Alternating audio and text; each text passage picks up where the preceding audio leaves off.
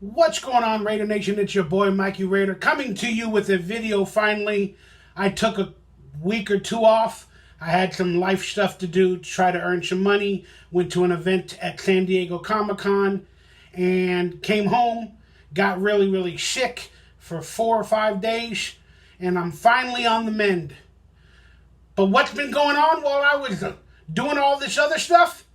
Well, our favorite team in the whole world, the Raiders, opened up training camp with a lot of storylines that I want to talk about and discuss and get into. But I'm hoping to do that in the coming days ahead as I'm barely realizing I'm alive. And I don't know. I'm hoping to do some better content in the weeks ahead. But that being said, please hit that thumbs up, that like, that subscribe button. Consider becoming a member of this channel for early content, more content, and some good stuff that's in the works. As long as I can get my health right and my mental right, we're going to have some fun this year.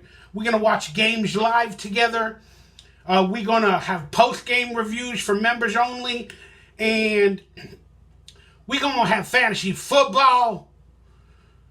And if you're a member of this channel, you can become a member of the Fantasy Football League as well. And I got a few things in the works. Let's just hope I can get it all done. But why am I making you a video on this Friday when I'm on the mend and I want to take another day or two off to get my life in order? Well, I got triggered. No, not by everybody that's a salty Derek Carr fan or a hater of Derek Carr. And I got triggered. And I had to make this video. And I want to give you my observations of training camp so far from my perspective and some of the issues that we're dealing with. And is it going to get better or worse or whatever? Let's just have a quick little 10-minute talk. We all know the problems with the Jacobs situation going into camp. We all know who's screwing who. And now, for some reason, the narrative has changed. I don't know if the Raiders media, the brash, put out storylines. Oh, we offered Jacobs a deal right before training camp, and he turned it down.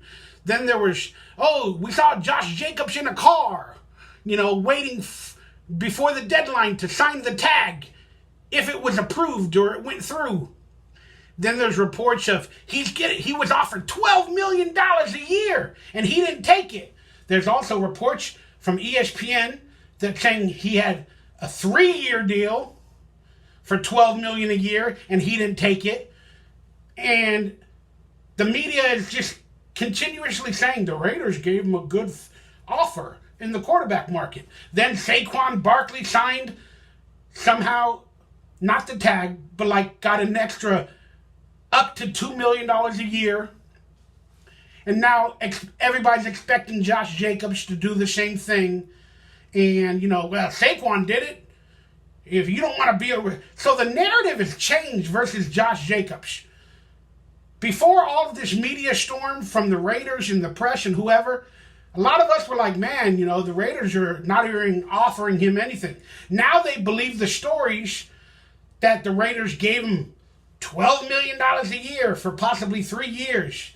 Again, maybe fake, maybe not, I don't care. But now a lot of people are like, after the Saquon Barkley signing,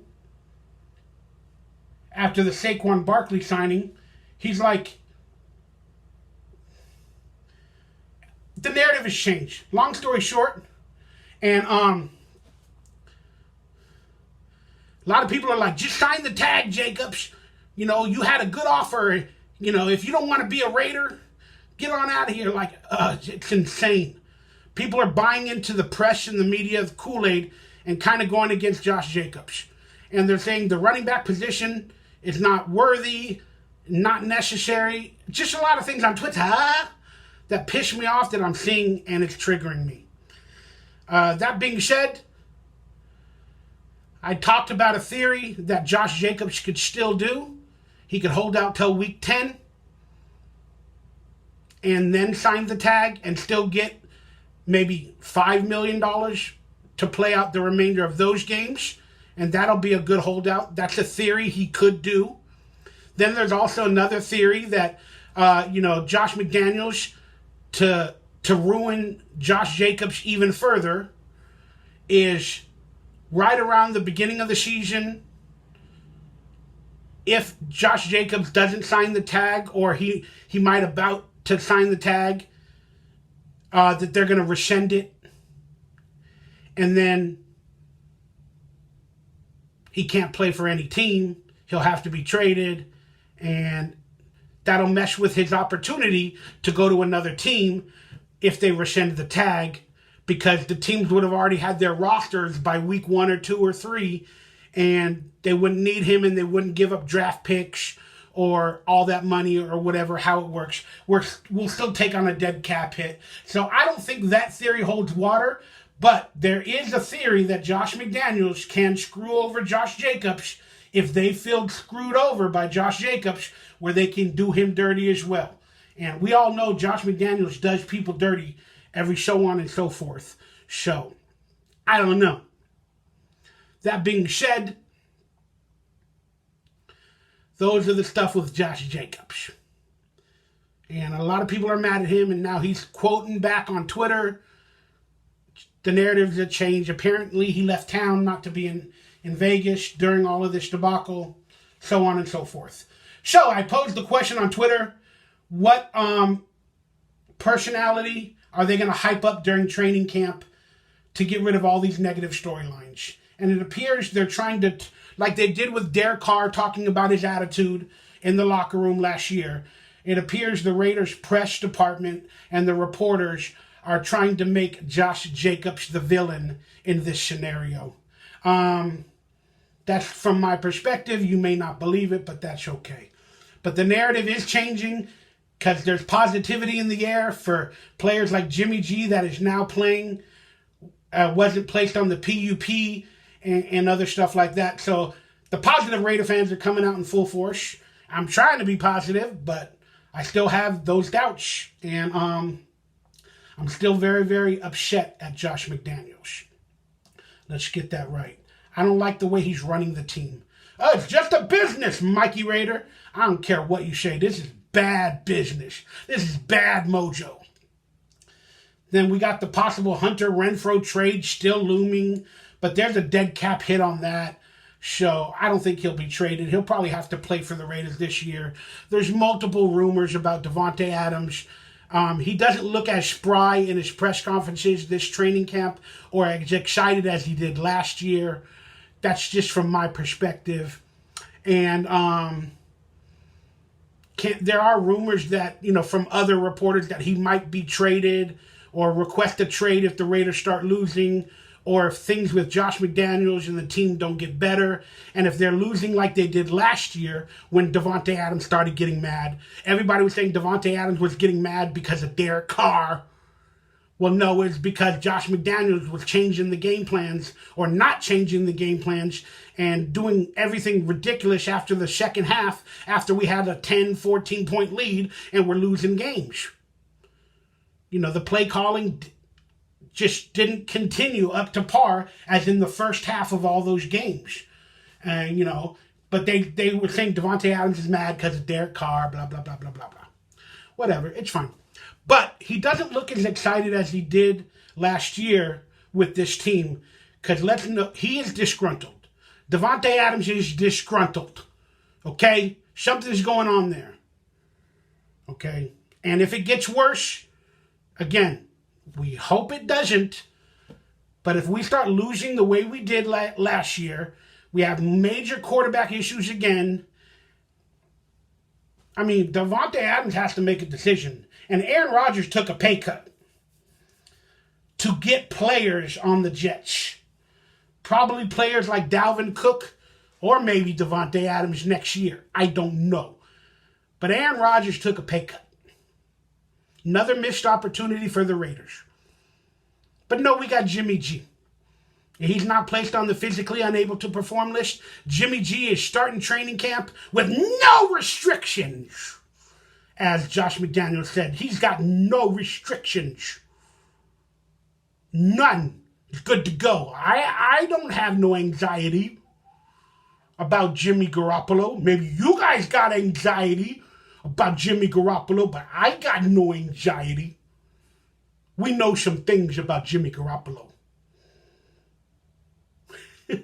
Well, speaking of Jimmy Garoppolo, hooray, he's on the field.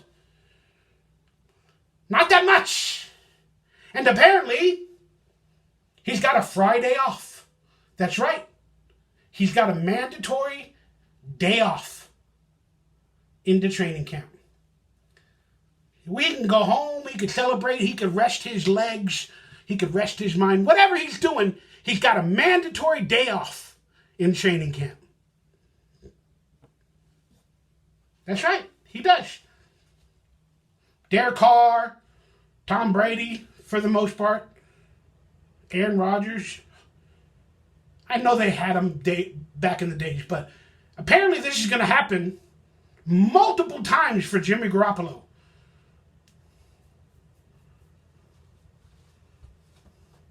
Let's think about this. It sounds good, right? Oh, he's got a day off. He's got a rest. He's coming off an injury. He's, trying to get to know the team. They don't want to take it too far, too quick to get him injured. They don't want to take it their way. But I thought he had no restrictions. Josh McDaniels, as you said the other day, you don't have no anxiety about Jimmy Garoppolo and his injury concerns, about being on the field. You have no anxiety. But we're going to give him a day off on the third day of minicamp or training camp. And we're going to give him multiple days off every few days for the entirety of training camp. But you got no anxiety. He's got no restrictions. He's coming to a team off of an injury, off of a surgery, doesn't have any chemistry, needs to build chemistry, needs to be on the field, needs to learn the system again after 5 or 6 years ago when he was with Josh McDaniels. But he's got a day off to rest.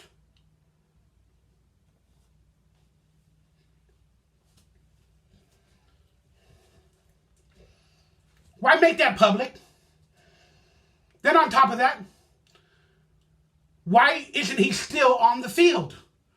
Whether if it's a health day, so they don't take his feet or his arms or whatever too much, why can't he still be on the field, show up to camp, get on the bike, go to the meetings, watch them throw the ball around, give advice to Brian Hoyer, who apparently is looking good? Why can't he be on the field?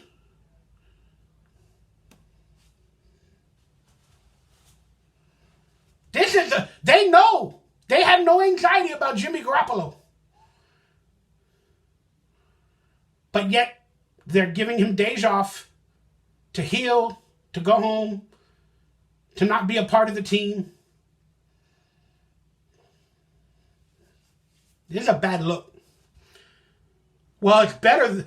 Imagine if he did show up on the field and he didn't play. All the reporters and the crowds would be like, why isn't Jimmy Garoppolo playing? Does he have an injury? And there'd be a lot more questions. Well, then answer them. Say, hey, he's taking a rest day.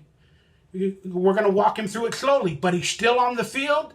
He's still learning the offense, helping everybody out on these days off. He's still there. That sounds like a better answer than he's not showing up on the field and he's taking a day off. This sounds like a story that might last the entire year. If he plays great, does everything good, it ain't a story.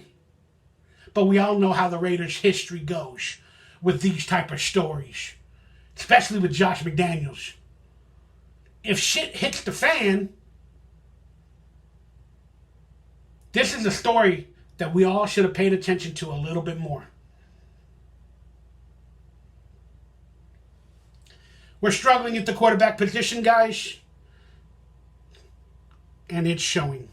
Regardless of your positivity, this is a storyline. And I understand they're doing it for health reasons. But the optics for Josh McDaniels with a new quarterback and the fan base rabid,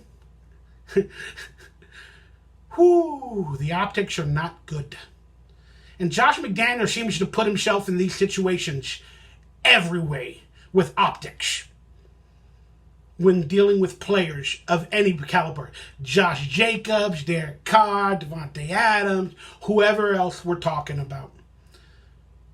This guy is a bad quality control coach. For sure. That's my 2 cents. I expect them to talk a little bit more about Zamir White in the upcoming training camp days. Hype him up as a backup or a replacement to Josh Jacobs, because we don't know how that situation is going to play itself out. I also expect them to prop up Brian Hoyer like they did. They said Brian Hoyer did a good play or two the other day that everybody's watching on Twitter. And I just want to know. And I think somebody got an interception. Was it Nate Hobbs or something? Who threw the interception? They said Nate Hobbs or somebody got an interception, made a big play at camp. Who threw the interception? That's knowledge we'd like to know. Was it Brian Hoyer? Was it Aiden O'Connell? Or was it Jimmy G? They specifically did not say the quarterback that threw the interception from the Raiders press when giving that report of the interception. So I'm going to say it was Jimmy Garoppolo. And they didn't want to start negative publicity with Jimmy Garoppolo with a story of an interception. But yet they start the Jimmy Garoppolo career with him having days off, not even being on the field early into camp. And it's going to happen more often. Is Aaron Rodgers doing it with the Jets? Is Kirk Cousins getting days off? Any quarterback, anybody coming off an injury getting days off? All right, guys, that's my 2 cents for now. I love you guys. Expect some more videos soon. Maybe I'll go live this weekend. I do not know. It depends on how I'm feeling. But I love you guys. God bless. Raiders piss me off. But I love the drug. I love you guys. Take care of your family. We'll talk to each other soon. Let me know your thoughts on training camp or any other subjects I presented in today's video.